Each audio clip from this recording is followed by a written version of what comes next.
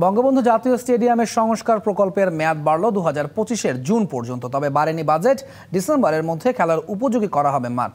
Flood light বসতে সময় লাগবে আরও 2 মাস। তবে ফেব্রুয়ারিতে অনূর্ধ্ব 20 নারী সাফ দিয়ে স্টেডিয়াম চালু করতে চায় মন্ত্রণালয়। বঙ্গবন্ধু জাতীয় স্টেডিয়াম প্রায় 6 বছর আগে শুরু হওয়া সংস্কার কাজ এখনো সম্পূর্ণ হয়নি। বিগত সরকারের সময়ে দফায় দফায় বেড়েছে বাজেট, বেড়েছে কাজের সময়সীমা।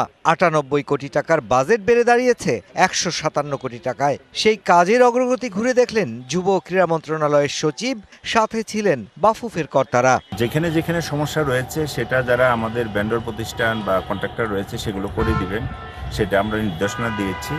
আর আমাদের এই পরিদর্শন কন্টিনিউয়াসলি চলবে। সংস্কার কাজ প্রায় 80%-এরও বেশি সম্পন্ন হয়েছে। বসানো হয়েছে নতুন চেয়ার, শেডেড ফ্রেম, জায়ান্ট স্ক্রিনও।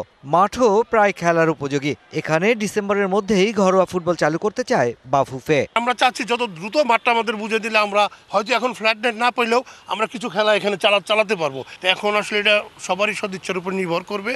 নগদের সর্বোচ্চ বার 167 টাকা রিচার্জে পাবেন 1 লাখ টাকা পুরস্কার। আরও আছে প্রতি সপ্তাহে পুরস্কার ও ক্যাশব্যাক। সব কাজ এগোচ্ছে ঠিকঠাক। স্পেন থেকে আনা হচ্ছে এলইডি লাইট।